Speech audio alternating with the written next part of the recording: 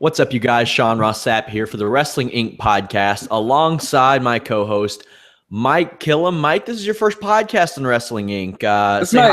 It's my first podcast with you, period. Yeah. And the first one I haven't been like weirdly in charge of, and it's kind of nice. I can just sit back and be here. I don't have to do anything. And if it's bad, then maybe we both get fired. Who knows? Right. The stakes are super high right now for this Wednesday night podcast. We're both going to lose our entire livelihood if it's bad. Exactly. This show, as always, brought to you by onnit.com/wrestling. Guys, go to onnit.com/wrestling. Save 10% on great Onnit products like T+, Alpha Brain. I love Alpha Brain. Use it all the time. It's how I'm able to work 7 days a week. 31 days a month, 365 days a year. They also have the fantastic New Mood, the Total Primate Care Packs. Wrestlers like Steve Austin, Triple H, Cesaro, Seth Rollins use these products. Big advocates of Onnit. If you're watching this show because you don't like Raw and you're like, hey, just like Ring of Honor and NXT and stuff like that, Adam Cole uses Onnit. He loves Onnit. I'm pretty sure he's never trained a day in his life. All he does is take Onnit, and he's just a super talented dude. Can we get paid for lying? Is that a... No, it's cool because it's the total truth. It's absolutely true. Onnit.com/wrestling. Save 10%. If you don't like the product, if you take the product and for some reason you don't become Ring of Honor champion in a few years, you can send it back and get your money back. Whatever. But yeah, onnit.com/wrestling. We have a lot to talk about tonight, Mike. Ton of wrestling. My quote of the year is Adam Cole doesn't work out a day in his life. Yeah, I actually asked him if that was true on an interview I did with him recently. Fun fact, Adam Cole was back when I was first getting into this, before he was even, I think he had been in a tag team with Kyle O'Reilly for 2 weeks. He was the very first person I ever interviewed, ever. Oh, wow. Yeah, like 5-6 years ago. Al Snow was my first, and it was at this crappy little town that our little promotion actually ended up running regularly, but it was like no microphone, anything, just camera mic. It was so bad, but you live and learn. Al Snow was my first. I bet a lot of people have said that in their lifetime. They'll wish that it was the last if that were the case. No, Al Snow's a good dude. He basically interviewed himself. It really set me up. Isn't that always nice? Yeah, when they just keep going and it's entertaining. But yeah, we got a lot of stuff to talk to. We have people that, they get a little upset on Monday nights when we have Vince Russo on the show and we don't get to talk Ring of Honor. We don't get to talk as much Lucha Underground, NXT, Japan, anything like that. We're talking all that and some fun stuff. We're going to talk about how Braun Strowman is the second coming of Dean Malenko and how he deserves all of these rumored WrestleMania matches. We're getting into all that. First off, NXT was tonight. We'll go through the main stuff. Start off with Vaudevillians versus the Hype Bros. Mike, I want to know where you stand on this. I think the Vaudevillians gimmick is played out. Well, okay, so first of all, I have to major disclaimer. Up until this week, I hadn't watched any wrestling between late October and the season premiere of Lucha Underground.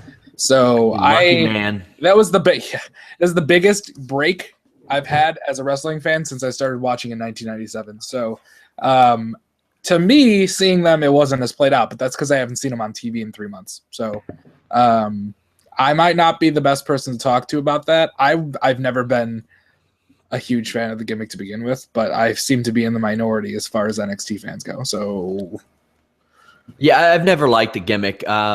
Simon Gotch plays it to perfection because of his style. He's such a fantastic I like them wrestler. Individually, and I think they have embraced it and done all that they can with it, but it just didn't grip me the way that I wanted it to, or the way they wanted it to, I think.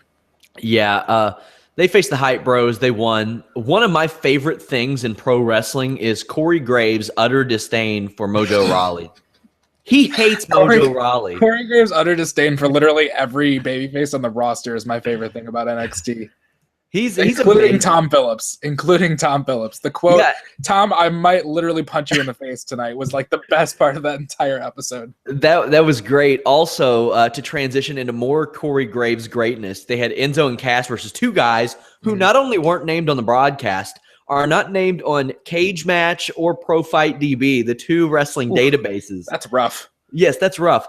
And the quote from two great quotes from Corey Graves. Hey, Tom, what can you tell me about this Jamoke getting abused by Big Cass? That was a good one. And then Number 2. My personal favorite was when Cass hit this insane choke toss over the top rope onto like the ramp. Corey Graves said he tossed him all the way to Universal Studios. Yep. Yeah. Easily the best line of the night. Yeah. Take that how you intentionally supposed to be, a jab at TNA, but I took it as one and it was great. I think it was. I wish he would have said tossed him all the way to Bethlehem. That would have been fun. But yeah, Enzo and Cass picked up a win too. There are rumors that they're going to face, or is it set that they're going to face Dash and Dawson at the MSG show? Or is it not MSG show, the Toronto show? Road to WrestleMania or whatever that is. Rumors that that's going down. Probably a title match. Gable and Jordan are getting a title match soon too. They had a good video vignette. Sure. One match I didn't like, and Carmella is extremely likable. Man, that match with Emma was bad. Yeah, I've always been a big fan of Carmella, at least in terms of I think she's got personality, and I think she's got charisma, and I think she, especially with Enzo and Cass, as a manager, I think she's absolutely great. She's a total package. She could be for them what Sunny originally was for the Smoking Guns, in my opinion. Making her female Enzo Amore was the best thing they could have done, because she didn't seem like she fit in at first. It seemed like she was like a forced addition. And now the slow burn of her embracing it has been one of the best things to watch in NXT. And I think that trio is the most entertaining part about that show on a week-to-week basis. And I watched the show tonight, not having watched it in 2-3 months. I used to post this literally every Wednesday night. You can ask anyone that follows my Twitter account. It was my weekly update about why Enzo and Cass aren't on the main roster. And I saw it tonight. I was just like, I don't get it. They're not winning the titles. There's nothing keeping them there except for the fact that maybe somebody up there doesn't think that it's going to work. And if that's true, then whoever's up there making that decision should not be making any sort of decisions. Their booking has been puzzling, because it seemed like they should have won the championships at NXT Brooklyn. There was no reason for them not to. I think the Vaudevillians maybe did.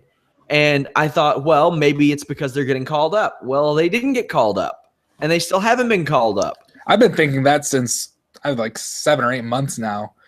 Since the first time they didn't win the titles, like last year not this time, but last year, pretty early in the year, I thought for sure it was because they were going to get called up, and they're still toiling away down there, doing the same shtick, being better than literally everyone else there. But I don't get it.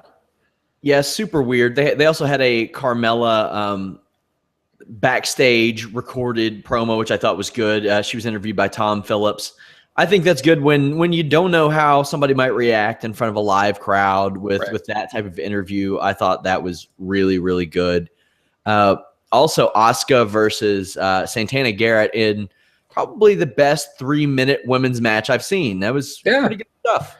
Leave it to Asuka, though. She's such a badass. That's literally, here's my entire page of notes. There are 4 of them. I can't read all of them because they're in pencil, but one of them is literally just Asuka's a badass. Yeah, it's one of the 4 notes I took from 2 hours of television tonight. She's remarkable, and gives you a glimmer of hope that a 34-year-old Japanese woman got signed by the WWE, not speaking any English, and she's getting over. Right. And they don't have to have her say a word.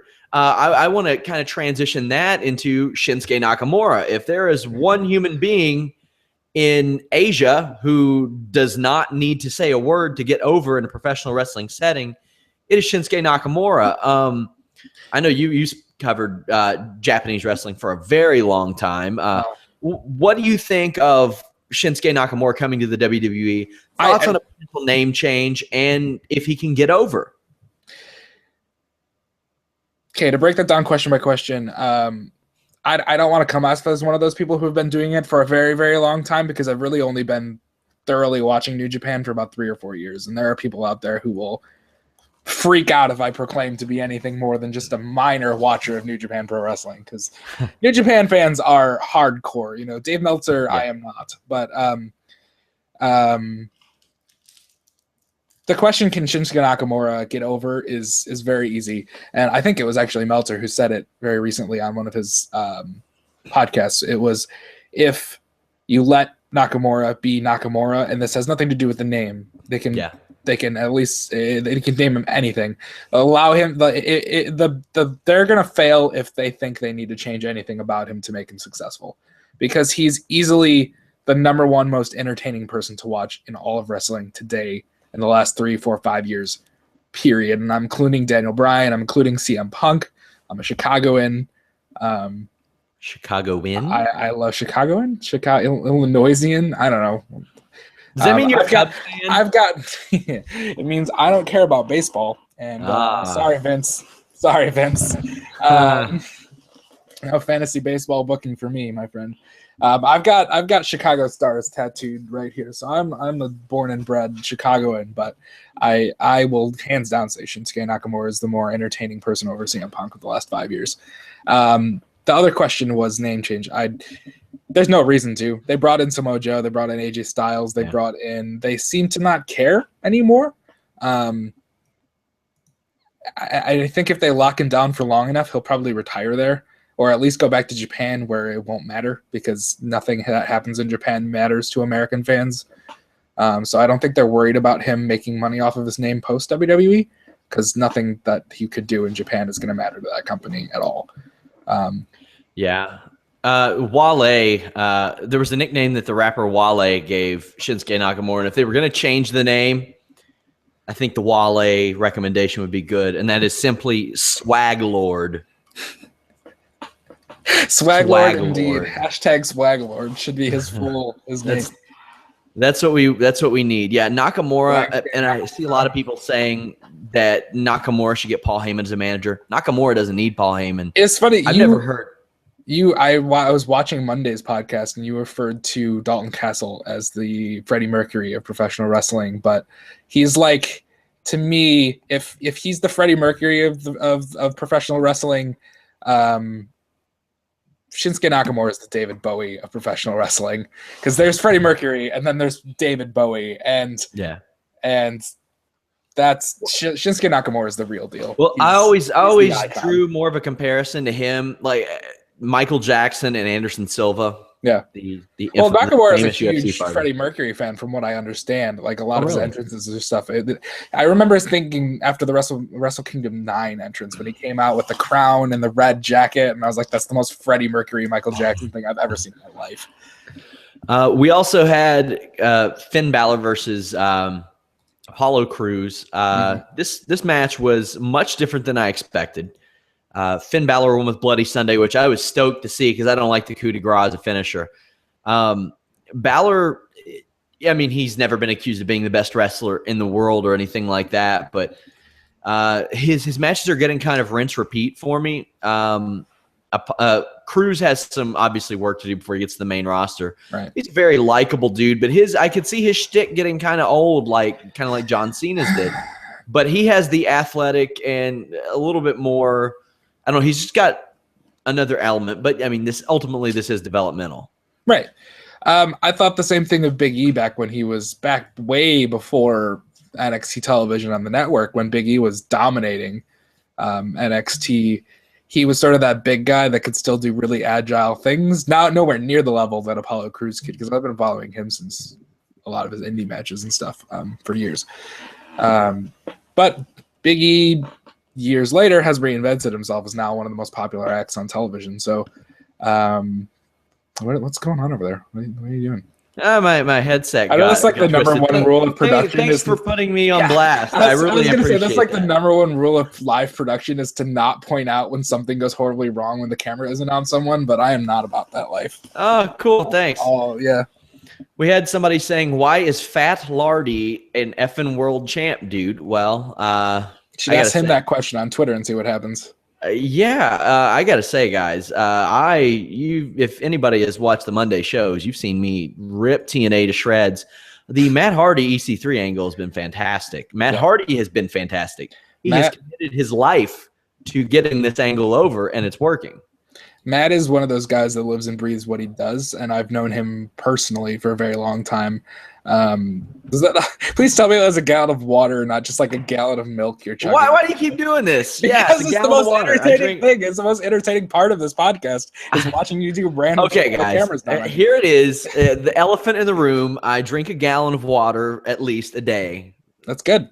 Yeah. No, Matt's one of those people that dedicates himself to every ounce of what he does, and sometimes that can come off a little too extreme. Sometimes I gotta shake my head at his Twitter account because it's just ridiculous. It's like heel to the extreme, but he's always been that way. He's always been one of those people that just he puts everything that he has into what he does, and sometimes you like it and sometimes you don't. But personally, I think he's been one of the best, most entertaining things about TNA for quite a while. Since he's come back recently. Also, Tyrus has absolutely kicked ass in promos, vignettes. He's been performing well in the ring. I've been pleasantly surprised with this guy who is in his 40s now, didn't get the run that you would have expected with WWE, and he's shown in TNA that he can make it work. He doesn't talk a lot, so when he does talk, it means something. Also, him holding Maxwell and toting him around is comedy gold. It's like the best thing ever. I want to know who wrote that. I want to know who was sitting backstage and was just like, all right, so this giant dude, Matt, you cool with like him just carrying around your child? You're like IRL child that is somehow now on TV for some reason. I mean, when Snitsky's hanging around backstage at TNA tapings, you gotta have a bodyguard the child, for the infant. Exactly. Infant, yeah. You don't want it's Super Bowl season. Snitsky somebody said they always thought I was drinking Riot Punch. I don't even know what that is. If it's some sort of alcoholic drink, I've actually never drank. Someone else has said, "Who is Mike Killam?" That's a very good question. If you figure it out, let me know. Oh, there you go, man. That was so cheesy. Come on now. But also, Tyrus had some interaction with the Pope on Impact. The Pope actually got some chance, and it just harkens back to the day of when Pope had that amazing against all odds run, and then they crapped the bed with him. But it doesn't look like anything's going to happen, at least based on the TV tapings that I've seen. So that doesn't look to be going anywhere. I thought Impact was very good this week. EC3. I thought it was very good. EC3 is just such an amazing baby face. He should be the face of that brand, and he is. And that's the right call. Yeah. When I saw those tapings and Matt Hardy beat EC3, I didn't know what to think. I saw it unfold on TV and what happened subsequently, and I liked it. How much of that have you seen so far, Mike? I have kept. I've basically done what I've been doing with WWE. I even stopped this, but I watch it YouTube style because I've just been so kind of disassociated. But the things that I'm actually genuinely interested in, the people that I would consider either friends in the business or people that I actually get entertained by in the business. In this case, it happens to actually overlap. So I've been kind of following along with at least results and stuff. I haven't. This is kind of my week of getting back into things. I'm terrible at that. I'm having a podcast host who is only watching half of the wrestling out there, but yeah, no, I think Matt's incredible. EC3 is I've told him this personally, like EC3 is like my favorite part of I did an interview with him once on another website that shall not be named, but it was easily the most entertaining thing I think I've ever done as far as like wrestling interviews and stuff go. He's an entertaining dude. Yeah, he's such an entertaining dude. Yeah. One of my favorite people to talk to in the wrestling business. Also a big move for TNA. Trevor Lee became their X Division champion. I spoke to Gregory, Shane, Hurricane Helms, whatever you want to call him. Whatever it is, he cheats at fantasy football. I just want to let that be known. He is a cheater, but he said that since he's become an agent, he's wanted to kind of freshen up the X Division. And that doesn't necessarily mean by getting rid of other guys. It just means bringing in new names. The X Division is not what it once was, and Trevor Lee is a good step in that direction. Also, Will Ospreay, who was going to be in that X Division, signed with New Japan. That would have been a big step in that right direction as well. But you look back at the X Division that TNA used to have: Jay Lethal, AJ Styles, Chris Sabin, Alex Shelley, Sanjay Dutt, just people, all these great talents, and they let them walk one by one. Yep.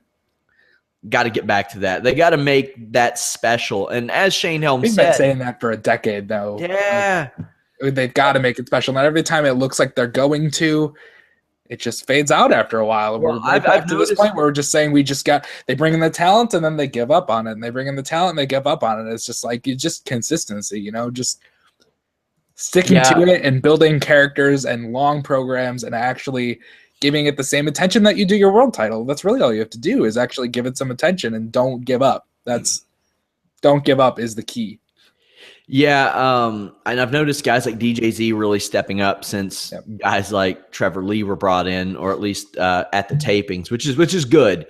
TNA needs to do something different. Also, what Helms told me, he said the X Division's a little different now because you had a guy like Seth Rollins who was WWE World Champion for most of the year, and that's the X Division style all the time for WWE. Yeah. It's not the way it used to be, and I agree, but. Man, there's so that kind of brings up the point, like, is the X Division outdated at this point? Should they be focusing less on saying this is the fun wrestling and then here's the rest of our show, or should it be more of a focus on the world title or having a mid-card title? Although I've never been a huge fan of multiple random mid-card titles for the sake of mid-card titles, because I think especially now, like, it works with UFC and it works with New Japan. Well, UFC obviously because they have weight classes, but it works for New Japan because they actually do break guys up, but most of the time via weight class. And there are those, if you want to move up, you move up, but those divisions are very distinct sometimes. Well, that's one of the things I really like about New Japan is that they have you can move up, and it's referred to as they sign a heavyweight contract with New Japan. Right. They make that conscious decision to move up, but their light heavyweight or junior heavyweight championship is considered a world championship, and I like that. And it's all still scripted. It all still doesn't quote unquote mean anything, but it gives meaning to it, knowing that the junior heavyweight champion is the top. It's as every bit as meaningful as the world champion, as the heavyweight champion, because that is the top is the pinnacle of their existence, of their division. Yeah, big shout outs to the dude Shane Helms for trying to make a change in the X Division. Thumbs up for that. Also, there was this situation with TNA and Will Ospreay. He was brought along for the UK dates, and they left a bit of a sour taste in some people's mouths because they had Mandrews go over him in a 5-minute explosion match after it was revealed that he signed with New Japan.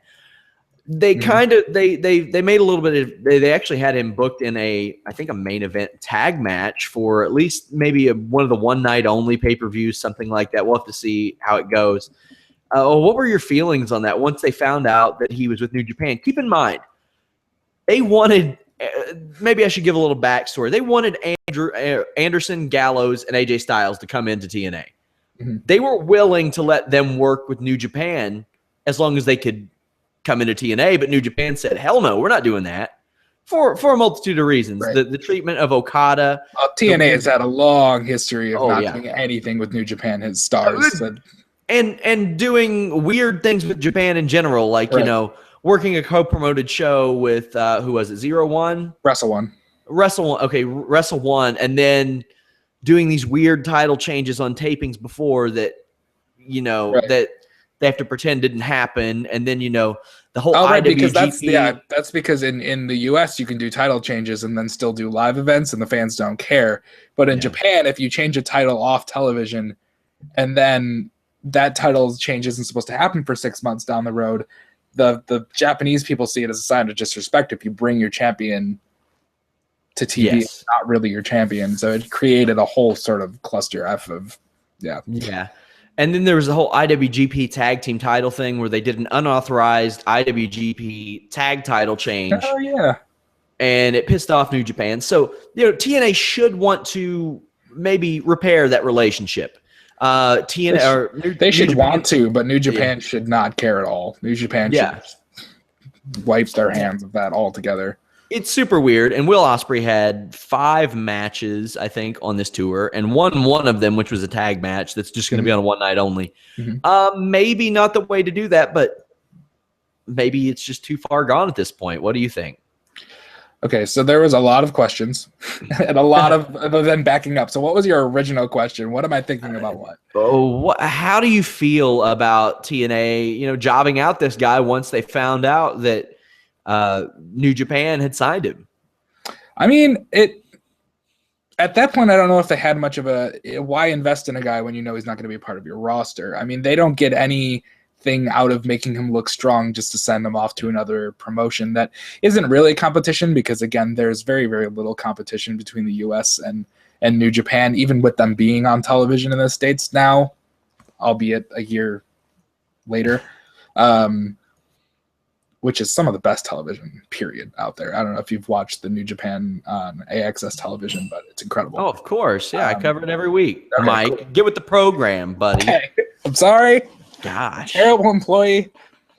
But yeah, no, I don't really think they had a choice. I mean, at that point, he's basically enhancement talent. People wanted to see him wrestle. He was on the tour. He probably had great matches. Well, I haven't seen him, but I would assume he had great matches that were fun to watch. But at that point, what's the point? Why put him over? I think more the issue was that he was losing 5-minute matches, and even if he were losing 5-minute matches, you put him in there with Trevor Lee for 10. Yep. You make Trevor Lee look like $1 million. Sure. You start to remind people what that X division was about, but maybe that's not their MO at this point. Yeah, I'm not really sure. It's really hard to tell what TNA's MO ever was or is ever, because they just seem to change so based on the wind that week. But yeah. Not a lot to talk about Ring of Honor this week. I know you didn't watch it because, again, you're a terrible employee. But it's not that I'm a terrible employee. It's just that I only have 2 hours before we do the show, and I've got to watch Lucha Underground to cover it, and I've got to watch NXT to catch up. I just want to have time. It's okay. It's okay. But there wasn't really much to talk about. It's on DVR. But Masada, who hasn't wrestled for Ring of Honor in 12 years, answered Roderick Strong's open challenge. And the John Cena Open Challenge, this is not. Roderick Strong had an okay match with Steven Richards a few weeks back, but Masada, those lateral presses from a guy who appreciates really good wrestling. Man, Masada's lateral presses were doo-doo. One guy. I mean, I'm a catch wrestler, man. It's so weird when I see a lateral press like that, where he's got his knees all the way up. It's weird. Punisher Martinez faced Colby Carino, Steve's 12-pound son, in this top prospect tournament. Whoa. Punisher Martinez, who is out of the Monster Factory. Yeah. 6'6". He's about 31 years old. You guys need to watch this match and just look at how impressive Punisher Martinez looked. Well worth it. He's going to be a player somewhere very soon. He looked really great. Everything he did was with intent. You said he's out of the Monster Factory? Yeah, or at least he's worked with them some. So okay. Yeah, no, I've heard nothing but great praise out of that facility. Oh, great guys are coming out of Monster Factory. But yeah, the BJ Whitmer, Steve Corino stuff, I've really enjoyed it. When I first started to, I didn't really start watching, but when BJ Whitmer started to get all this TV time, I wasn't annoyed that he was on TV, but I was like, damn it, it's BJ Whitmer again. Then I started to realize, and we watch 15, 20 hours wrestling a week. You know what's coming. Yep. You're jaded. This guy gets real heel heat from me. Oh, absolutely. And I really like it. And he's really good at what he does. I remember the first time I realized that with BJ Whitmer, not the first time, but I kind of lost interest in him. And then it came back when Mike Bennett Spike pile drived him into the apron and everyone thought his career was over. And they turned it into an angle, and he came back with I think that was when Scum happened, didn't it? With Jimmy Jacobs, I think Kevin Steen at that point, maybe. I don't remember. Yeah. It was a long time ago, but yeah, no, that guy is just incredible. This is very underrated. Kind of like a Lance Storm in my book, like one guy that kind of flies under the radar all the time, but is just so solid all the time. And I think 20 years from now, people will be still talking about BJ Whitmer.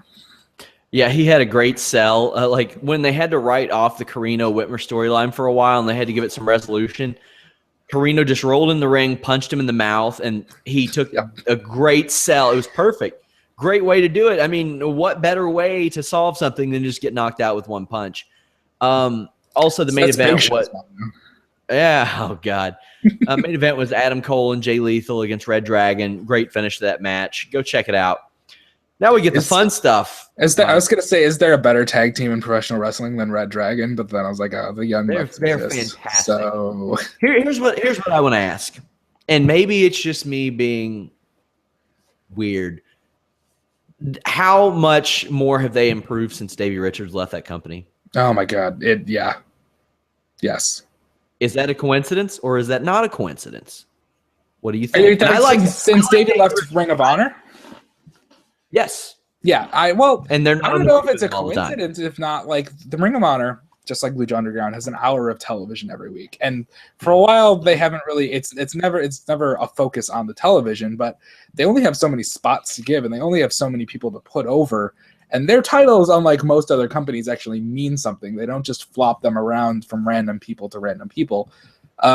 So there's very few spots that mean something in Ring of Honor, if you will. And so they give those to the people who truly, truly deserve them. But I think the problem is you get to a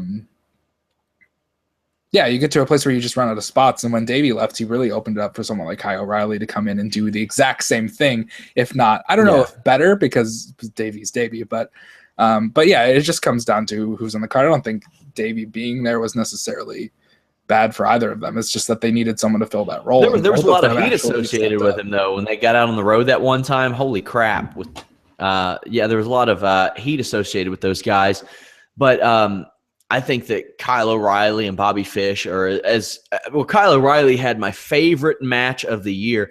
By the way, since Mike called me out on my my jug of water, he just muted the mic, got up and walked somewhere. I don't know what he's doing. I don't know if he's frolicking through the meadows of, I think, Washington, California. Where does he live? I don't know. Do you all know?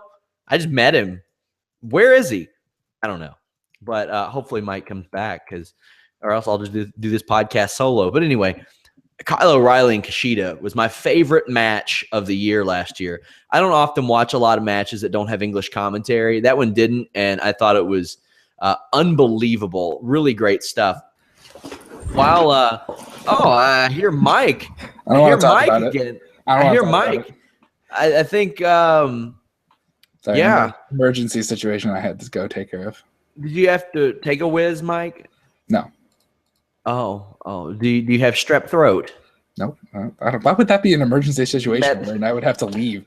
It's like, oh no, my strep throat that only occurs once every 3 hours is back for the next 5 seconds. I was just sent news, and do you follow UFC at all? Yeah. Tim, not as religiously as you do, but yeah. Well, it is a religion. Another USADA drug test failure. Tim Means failed a test. And this is bad because he was supposed to fight Donald Cerrone rather soon. Out of competition test.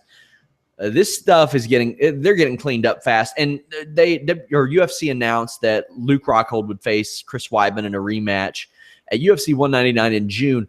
UFC was in a unique situation, and I haven't heard a lot of people complaining about the rematch because of the situation they were in. Yoel Romero didn't really earn. It was kind of a weird decision over Jacare, but had beaten Jacare for number one contendership, popped for a test. Meanwhile, Yoel Romero has beaten 3 other guys in the top 5. They can't give somebody a title fight coming off of a non-championship loss. Right. So now Chris Weidman gets it. So that's probably the biggest fight. I haven't complained. I haven't single complained about that. But yeah, it's weird because when I took a break, I kind of took a break from everything. So I was really just concentrating on like work, and I wasn't watching anything. And that included UFC. But I always kept up with the news. And what's funny, when you're only following news headlines of UFC, like all you hear is like drug test. Someone got injured. The main event got pulled, and it's just like it starts to look like UFC is in a really bad shape, because I feel like every major main event, with the exception of like Ronda Rousey main events, were always like there was always an issue with everything. And that's as sort of as maybe like a B-level fan. Like I'll watch the big shows and most of the pay-per-views, but I couldn't cover it the way that you and a lot of the MMA journalists do. Well, as it pertains to pay-per-view, last year they had their best pay-per-view year since the Brock Lesnar era. And if Ronda Rousey were around all year this year, they'd probably even pass that, because Conor McGregor has just exploded and he is the man. I always draw that comparison when we talk about 50-50 booking. And I'm like, people care about Conor McGregor and he doesn't lose. People don't care about Sam Stout and he's a 50-50 guy. Yep. Make these people win. I want to talk about Lucha Underground, Mike. Yeah. I want to talk about some Lucha Underground. I can't believe I waited until 40 minutes into the show to talk about this. Oh, you know. This show wasn't as strong as last week's, but I mean, that's to be expected. It was a season premiere and one of the best episodes of the show I've ever seen last week. That season premiere last week. I had watched it 3 times, I think, before the end of that night, just to kind of take in everything. And it's funny. I didn't get into Lucha Underground. I think it was because I was so burnt out last year when it was actually going on. Like you are watching 20 hours of wrestling television a week, and the idea of just like adding another hour of something into that schedule was just so daunting to me. Especially on a Wednesday at that point. Right. My chair is broken, by the way, if you're wondering why I just slowly keep falling down.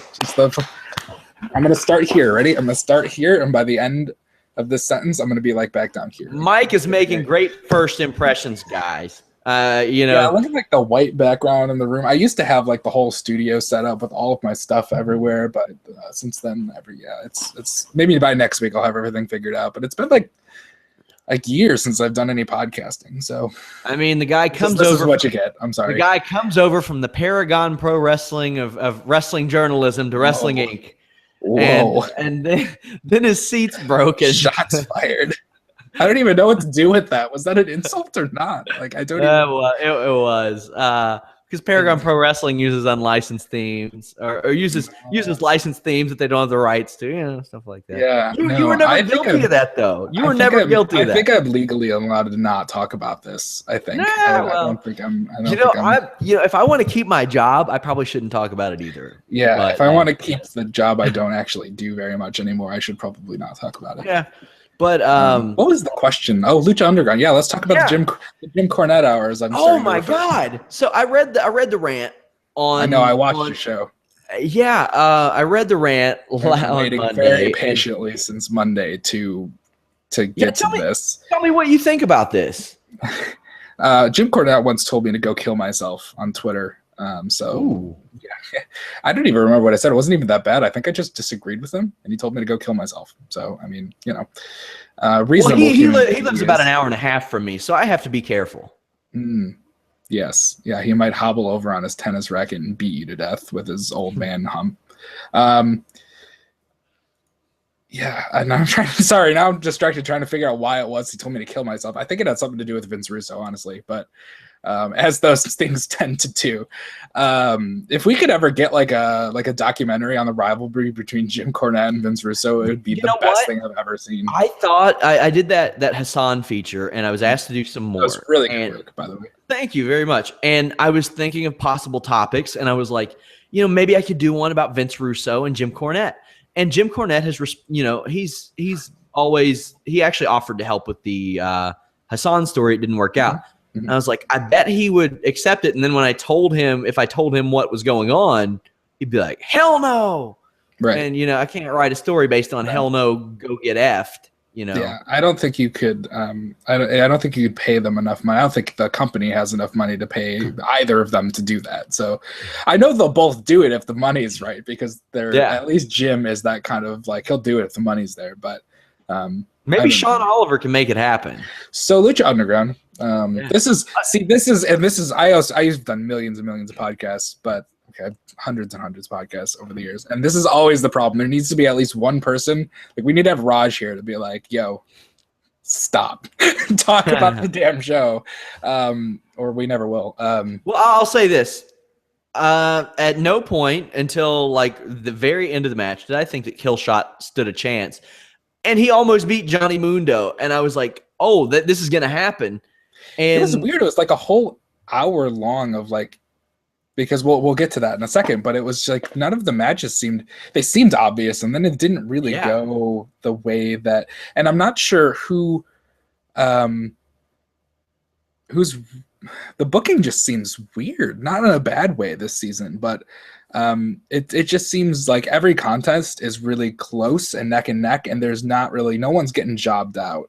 And that's not a bad thing. It's just different. 50 booking in a good way. It seems like everybody is strong. What did we think about? Because this was the first appearance of Johnny Mundo this season. I know they sent me a press release a couple times teasing it all week long. And I mean, what do you think about his work in Lucha Underground? I mean, as far as what are you excited from more of him this season? Are you? I don't know what to do with that face. I don't know what to do with that face at all. Keep it PG, mister. Gosh, I don't know. I've never been a big fan of Johnny Mundo. Is it weird that I've never been a big fan of Johnny Mundo? One, because his thing is that he's so charismatic and he's one of the worst actors on the show, which is no, it's super weird. A lot of the former WWE guys are some of the worst actors on the show. Go figure. Meanwhile, Marty the Moth, who was kicked off Tough Enough, is brilliant. How does this happen? That segment was one of the creepiest but most like well-produced segments of wrestling, like 5-minute wrestling segments I've ever seen. Yeah. Or like 2-minute wrestling segments. Like it's so weird, but I think it's because even when he was back to the Miz and Morrison stuff, the Miz I thought always carried those segments. I agree. Charismatically. Morrison is a good in-ring worker, but I've never thought he had any sort of charisma where it counted. And that's hidden a little bit better in the production of Lucha Underground than it would be, say, in the live format of WWE, where they can kind of do a little bit of post-production magic to make him look better. But yeah, even when Cage showed up, who's not been a person that's very world-renowned for talking, even Cage showed up in that post-match brawl, and I think he did a lot better in terms of getting me excited about what they were talking about. So now, we mentioned how everything was neck and neck, and the booking was kind of different. They hyped up Darewolf, Justin Gabriel, PJ Black, and that was a great big net, by the way. Yeah, and something I'll bring that up after this, but he has this match with the Mac, and you think Justin Gabriel or PJ Black, you think he's going to win because it's his first night on there. No, the Mac scores an upset victory, and I thought that was pretty damn cool that they had a guy like that hyped up, but they beat him. So I don't know where this is going to go, but I thought it's interesting because it's been like 2 hours since the end of the show, and I'm still thinking about it, and I'm still like, and I think that's the coolest thing ever. Is like it's just a minor booking decision, but I'm still thinking about what I think about it. Mm-hmm. And I think that's the most important thing is that come next week, I'm going to see what they do with them. I'm going to want to see, and it might not be next week. It might be 2 or 3 weeks down the line by the time they have a chance to do anything with him. But every bit of me just being preconditioned towards what WWE does and TNA does, and like literally everyone in the Western world does, had an issue with him getting beaten immediately. As soon as he lost, I couldn't believe it. I was like, why? They just had a vignette. Like he should have won. Like this should have been easy, over and done with in 2 minutes. As soon as Mac stepped in the ring, as soon as Willie Mac stepped in that ring, I was like, it's over. This is it. Like the. So how did you feel about it? Did you like it or not? Did you like it, dislike it? Do you not know yet? I still don't know it. That's a beautiful thing about Lucha Underground because you got to see how it plays out. Yeah, exactly. Because I was thinking about it. I was talking to some people in the comments, and I was like, my immediate reaction was, I don't like this. He should have won.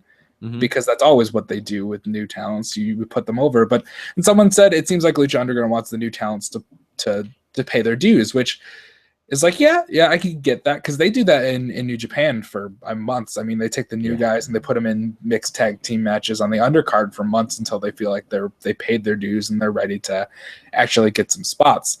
And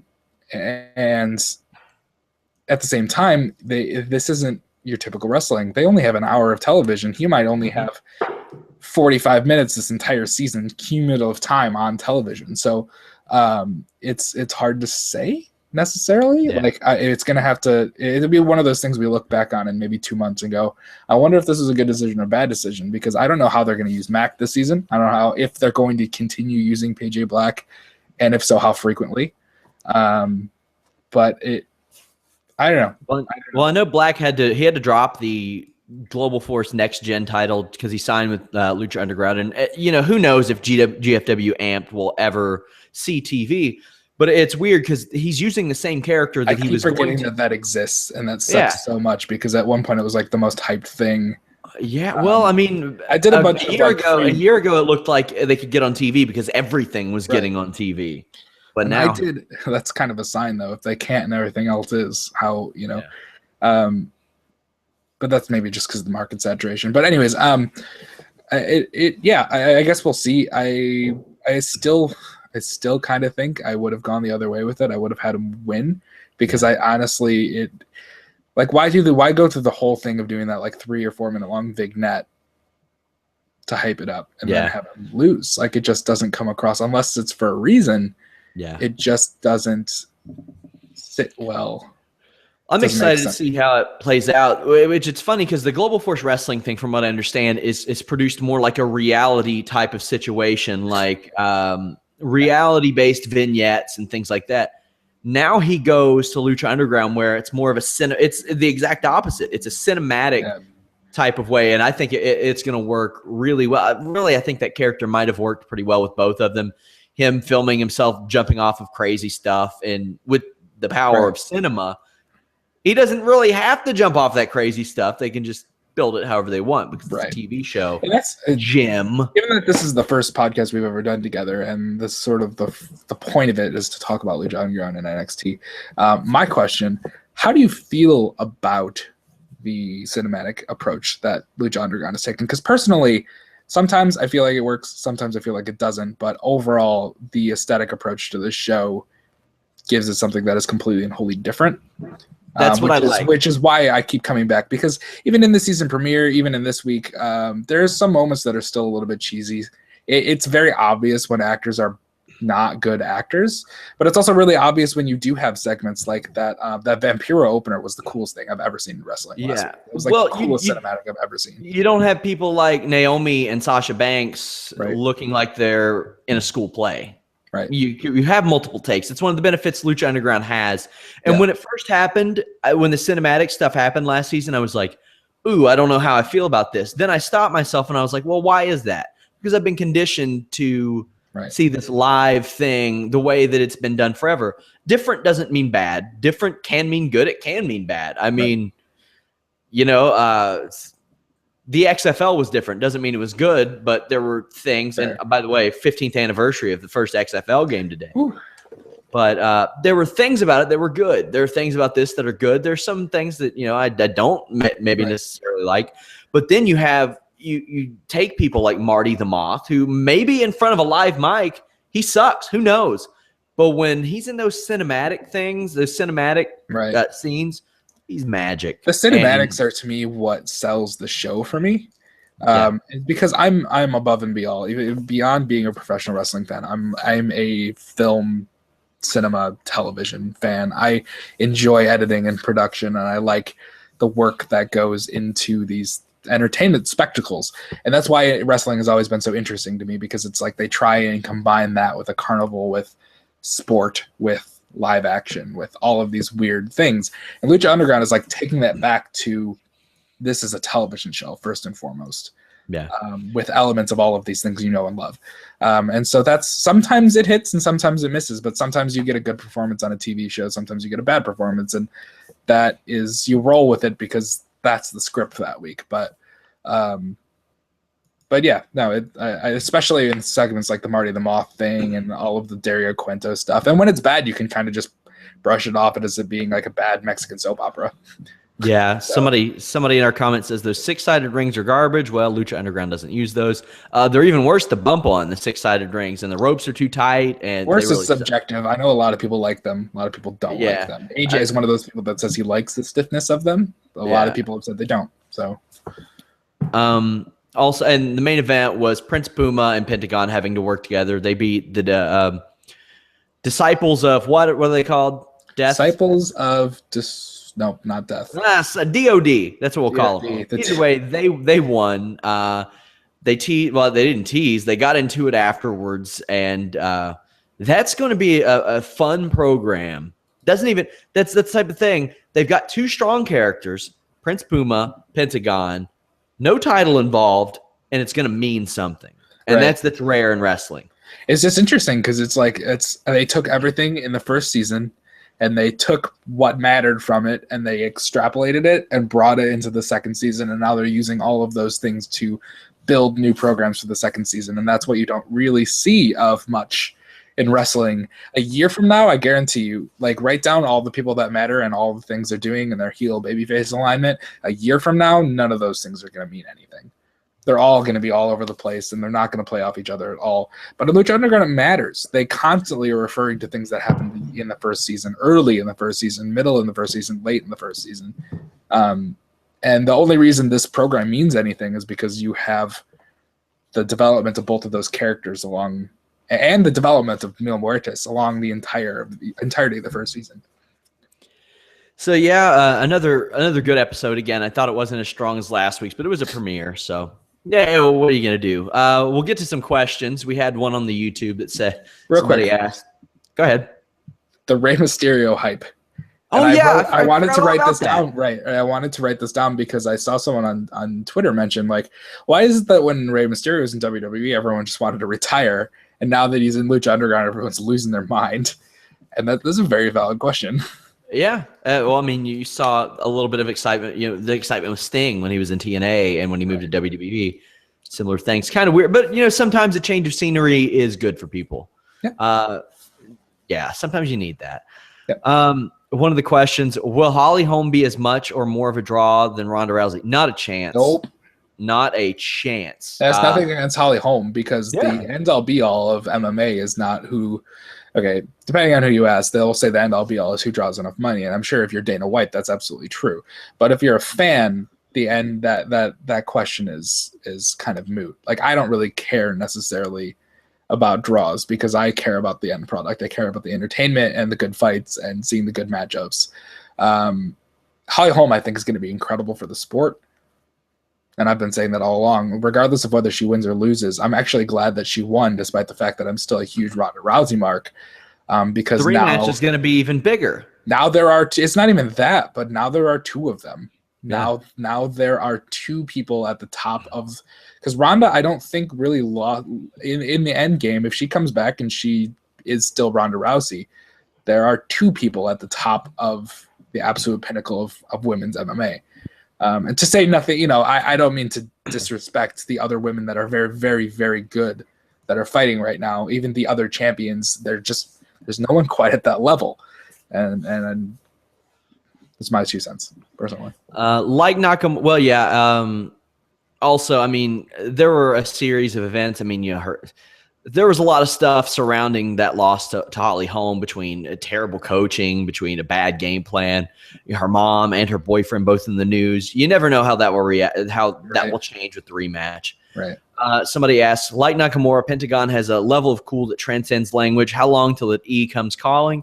I don't know. Pentagon doesn't have a lot of size on him, and a lot of what he is his booking, and you got to wonder how WWE would handle that. I'm going to tell you something. It's going to be at least 5 years from now, because it doesn't matter, because all of those guys are locked. Oh, I can't say all, but a lot of those guys are locked down. Well, at least 5 seasons, they say, because the contracts are based on seasons. 7 seasons. I was just saying, because they're already 2 into it, so you would assume 5. There are some that don't have 7-year or 7 seasons. One like Daivari is 3, but I get the feeling that Pentagon. I think Pentagon's probably wrapped up. Either that, or they've got some sort of co deal going on with AAA. So he would not only, because he still does AAA stuff, doesn't he? He's still heavily, I think, in AAA. So that'd be more of a question of him having to get out of multiple deals, but I don't even know. I think that there are other people.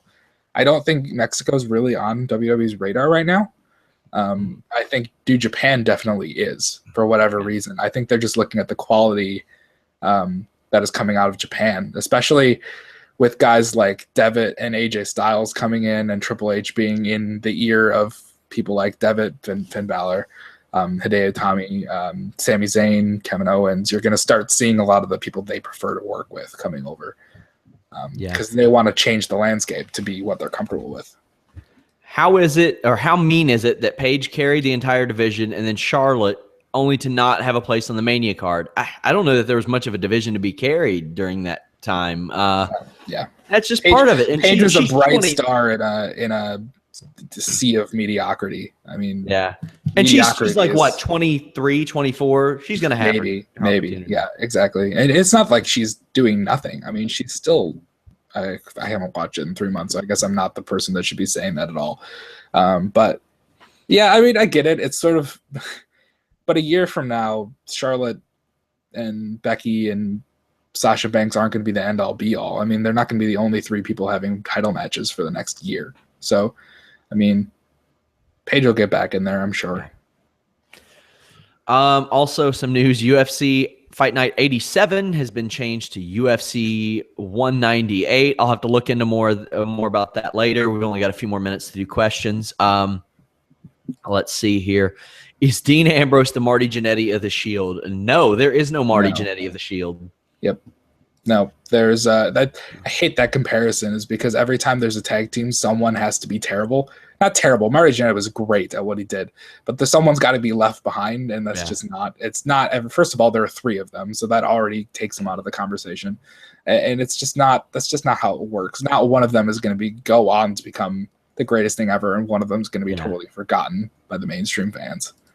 Why is Emma not getting the push she deserves? She's been awesome since returning to NXT. Well, she went to NXT for a couple of reasons, because she needed freshened up, and those girls needed, I don't want to say a veteran presence, but she kind of is compared to them to work with.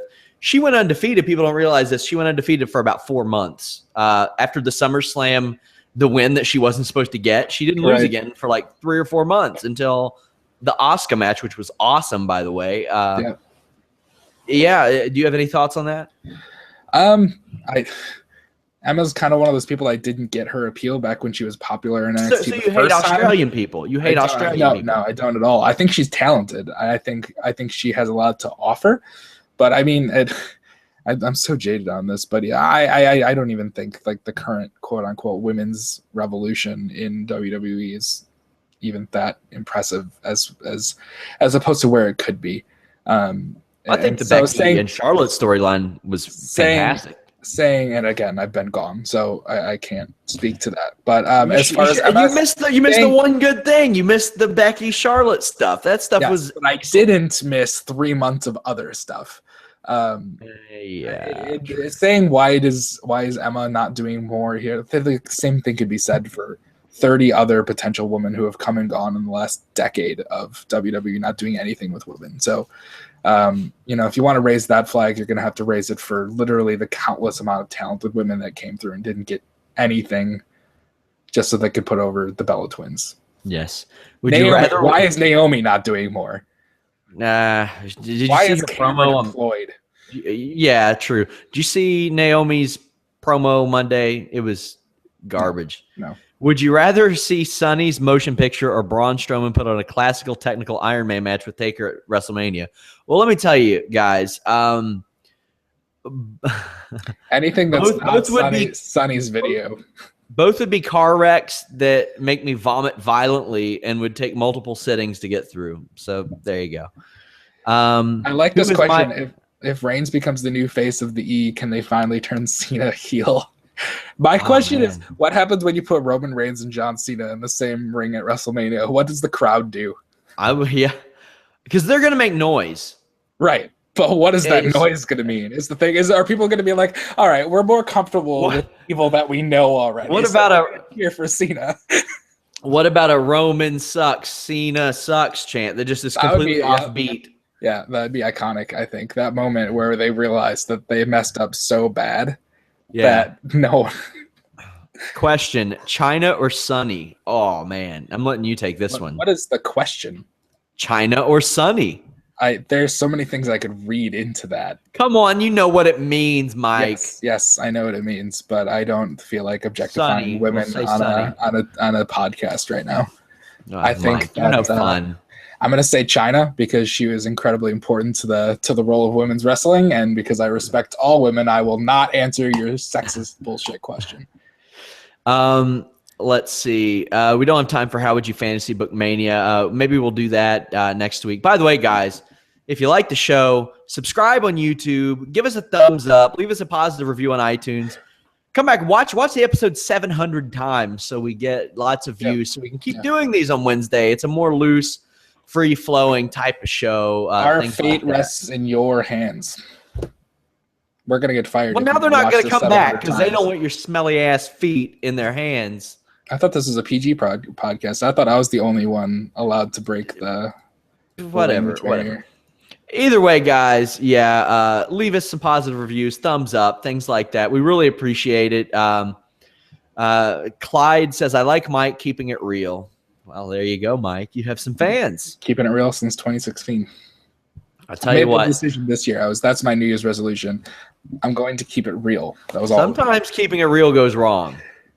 I don't even know what that means. Like, when was I keeping it wrong? You've never watched a Chappelle show? When was I keeping it wrong? When was I keeping it fake? Have you never watched Chappelle's show? No, I'm sorry. What the hell is wrong with you? I'm sorry. We should probably end now before the language barrier Everybody, gets broken down. Boo this man. Boo. Wow. Okay, guys. See if I come back next week. Thank you all. Thank you all for joining us. Go to onnit.com/wrestling. Save 10% on great Onnit products. If you want to be able to hit a neutralizer on a parked car like Cesaro does, just take Onnit T+. That's all you need to do. I'm pretty sure that Cesaro has never lifted weights in his life. He just takes Onnit. I'm pretty sure. Onnit.com/wrestling. Again, follow Mike on Twitter. Mike Killam. Am I all right? Yeah, no, please just keep promoting Onnit because it's literally the best part of this entire podcast. I just want to get like a reel of the opening and closing of every episode of podcast you do so that we can splice together every single Onnit promotion. Well, you know what? I like the good people on it because I have my new mood somewhere around here. I don't know where it is. It's around here. I take that in my alpha brain all the time, guys. Because your old mood sucked. That's right. It did suck. I do a podcast with Vince on Mondays. So I should do a podcast with Vince on Mondays. Just kidding. I like Vince. I miss Vince Russo. People on the YouTube are sad. They say, people on the YouTube, I'll start paying more attention to you. I promise. I've been bad about that. I'm new to this. So, but yeah, thank you all very much. Any parting words, Mike, since this might be our last podcast ever in the history of time? No. See you guys later. Onnit.com/wrestling. Catch you later.